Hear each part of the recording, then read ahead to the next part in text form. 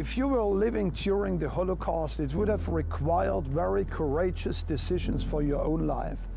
I'm sitting here at the Holocaust Memorial right in the heart of the city of Berlin, and I want to tell you my own personal story. I'm very blessed with a story of a grandmother of mine which took the right decision during that difficult times. It was in the beginning of the Nazi time when Hitler rose to power, when God broke into the Bühler family. My grandmother was standing at the bed of her dying son, my uncle Rolf, which I never met, and there she encountered Jesus standing at the deathbed of her youngest son. This moment changed her life. She became a born-again believer, and during the time of Adolf Hitler, this caused her to make two very important decisions in her life. Number one, she was during the entire time very upfront regarding the gospel of Jesus Christ. But then also secondly, one of the neighbors of our house was a Jewish family that was not allowed anymore to purchase goods and groceries from the local stores. My grandmother, that's what my family was telling me, was helping this Jewish family, and she always went over to them, and she went on her own shopping to ask if she could help them and provide them with the necessary food. And also when they were picked up at some stage, neighbors were telling me that my grandfather was standing out on the road and that he was shouting with a loud voice. He said, "This is a shame that this is taking place in Germany today." Now this was a courageous decision because the Gestapo many times also came into the house of my grandparents, and they said, "Miss Bühler, if you don't quiet up and if you don't shut up, we will take you also to concentration camp." But what I heard from my family, my grandmother was a very courageous woman. She just would not stop talking against the regime and also about her personal faith of Jesus.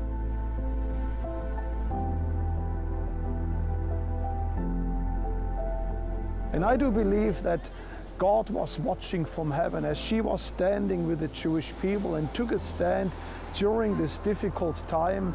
Because years later, when my father was drafted into the army, when he ended up in a Russian prison camp for 4.5 years, living on the deathbed, on starvation himself, a doctor came him that literally saved his life. Later on, he found out that it was a Jewish doctor who saved his life out of thousands of young German soldiers that were in this prison camp. I personally do believe that what my grandmother experienced with the saving of her son is directly connected to what God says in Genesis 12, verse 3 to Abraham. "I will bless those who bless thee." And I believe God was watching as my grandmother did the very little what she could to help this Jewish neighbor to speak up when it was necessary.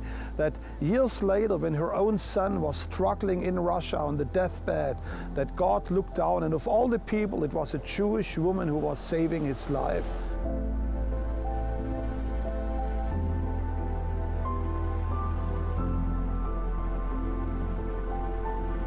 And I want to encourage you today that you also do take a stand for the Jewish people.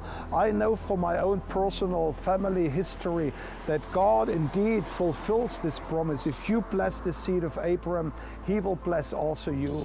And you can do this in a very practical way. Why don't you consider prayerfully to stand even with those Holocaust survivors that are still alive in Israel today, and help us to support those needy people as they are living in our home for Holocaust survivors in Haifa.